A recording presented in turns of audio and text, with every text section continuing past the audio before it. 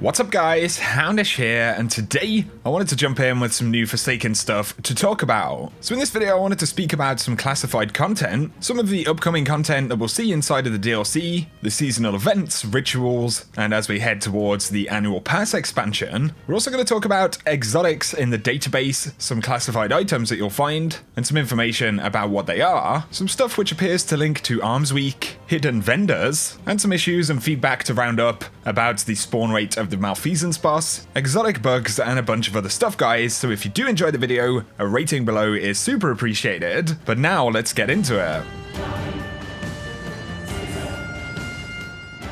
First thing I wanted to speak about are some memorials to Cayde, some kind of Easter eggs that you'll find in the tower. But first I wanted to speak about this statue, the Cayde's Last Stand statue. You can actually buy this from GameStop, but interestingly, I did mention this before, it says this statue of Cayde 6 was designed to commemorate the fallen hero, and has even been added into the Destiny 2 Forsaken universe. So kind of an interesting statement right there, because it makes it sound like you would actually see this statue somewhere in the game. However, right now, it isn't present in the game, so perhaps it is something that we'll see in the future. Maybe, you know, Festival of the Lost or something like that, it could actually be added. It does seem possible based on that description, essentially saying that the statue you can buy is modelled after a real statue of Cayde 6 in the game. There are, however, some Easter eggs that you can find. So if you come over to Amanda Holiday right here, she actually has Cayde's cloak on the back wall. Something almost slightly creepy about that one. But then when you go to where Cayde used to stand, you see his pet chicken, the same one from the cinematics. The sad colonel just left there, wondering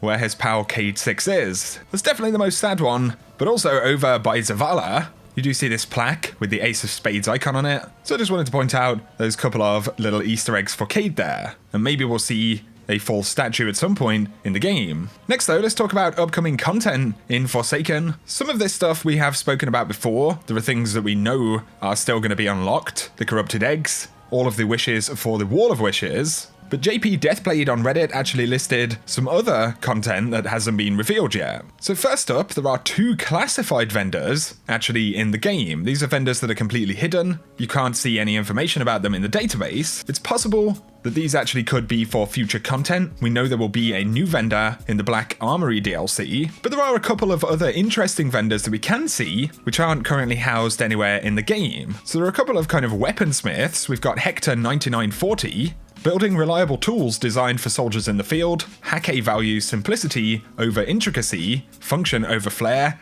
hammers, not scalpels. And the inventory itself is actually left empty at the moment, but then there are a bunch of different categories of weapons that we can see. All of these are Hake weapons in the game. Then there is Viper 9940, who sells viced weapons. Again, the main inventory is left empty, but the vendor does categorize viced weapons into different sets, and so the speculation right now is that these are probably tied to the Arms Week event. This is something that was data mined a little while ago, and actually will reward some of the unavailable exotic catalysts which are in the game. So it is content that we're going to see before too long.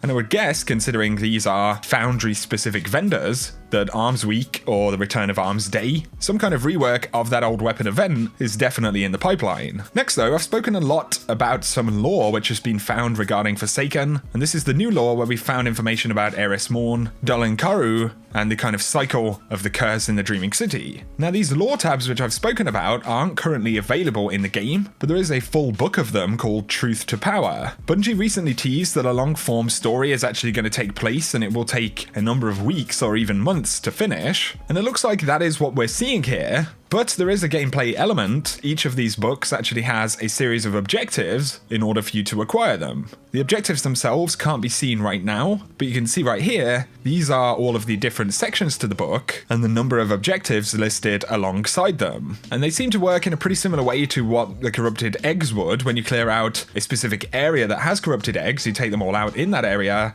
it generally will reward some lore. But considering these aren't currently available, they definitely hint to new content that we'll get. So they're likely to be quests or missions that we'll find, but obviously there are quite a few different ones that we'll have to do, so we definitely haven't seen everything in Forsaken. I spoke yesterday about the fact that the Wall of Wishes still has certain wishes which haven't been found, and most of the wish discoveries recently have come when we've had new content dropped. So the final few wishes are almost certainly behind content that we haven't actually gained access to. And it also looks like the final wish will definitely have some kind of interesting effect. Wish 15 does have a tab with a quote from Riven, "This one you shall cherish." So it looks like it will trigger something pretty exciting when the final wish is actually found. And there are a few different versions of the Last Wish raid. There's a triumph to complete a version of the raid called Petra's Run, which essentially sounds like some kind of speed run. So some folks think maybe you activate Wish 15 to actually start the speed run, and then it's possible that if you can clear it, there would be bonus rewards. I should also mention that the prestige version of the Last Wish raid actually starts at 580. And so presumably, when you get up to the final encounters, that's going to scale all the way up to 600. So the prestige version of Last Wish is definitely going to be pretty solid. But Scott Taylor from Bungie in an interview did confirm that it's going to be a little while before the prestige Last Wish actually launches. I would predict that because Bungie are going to be launching Festival of the Lost this month, they'll probably use that to keep the content up for a little while. There was a supposed leak yesterday that suggested Thunderlord could return in Festival of the Lost, which would actually be earlier than Bungie announced, because they did confirm machine guns would return, but that isn't supposed to be until December. So definitely take that one with a pinch of salt. But it seems likely that if Arms Week or the Arms event is actually coming up, that it would probably happen in the downtime, maybe in November, while we wait for the Black Armory. It also seems like late October or maybe November is when Last Wish Prestige is most likely to launch. One last thing I should mention on the subject of new content. While we don't know exactly what quests or hidden things could come up in the next couple of weeks while the curse cycles back round, but we do know there will be at least 2 more Ascendant challenges which are brand new. So one this week and then one next week, and these will also house some lore items as well as corrupted eggs. There's been a lot of speculation for a little while now about some classified exotic items inside of the database, and Deanda from LightGG actually gave some clarification about what these items probably are based on the type of item that they are. So these classified items are definitely not weapons. There are some intrinsic perks. One of them is actually a mod, shader, perk, or ornament. The item's plug category is actually as a shader, but it's listed as an exotic, so it is possibly an exotic shader, which would certainly be interesting. I wouldn't put it past Bungie to do something like that. This doesn't guarantee that that's the case though, because these items are completely classified, so there is limited information on what they actually are. There is one which seems to be an exotic mod, so it has the mod category, but it is classified as exotic, so it's an armor mod like Riven's Curse or a super mod. Maybe this is something that Bungie intended to put onto armor pieces, but again, it's anybody's guess. And the final classified item that a lot of people have spoken about is actually part of the exotic masterwork upgrade for a particular weapon. So it could be that it's a weapon in Forsaken, although it's more likely just a component part of some of the piece of content and not necessarily anything to really get excited about. It looks like we are going to have to wait a little while to get any catalysts for new Forsaken exotics. There is nothing currently in the database.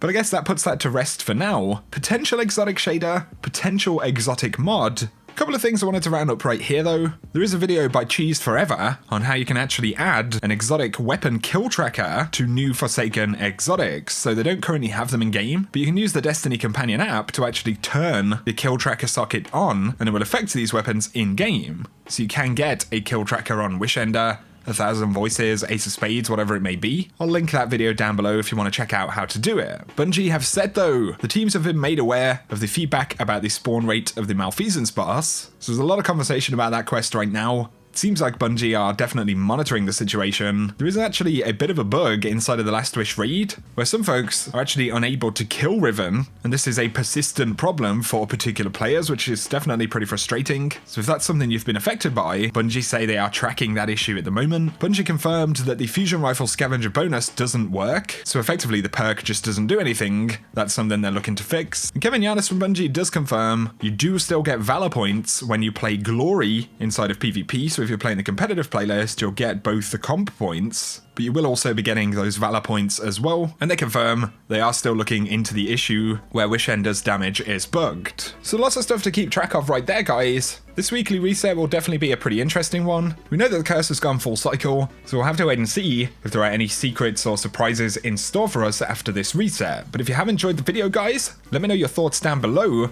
on any of the stuff that we've spoken about. Also, a rating is super appreciated. If you're new to the channel and you want to keep up to date with everything related to Destiny 2, be sure to hit that subscribe button. But for now, whatever you get up to, I hope you have an awesome day.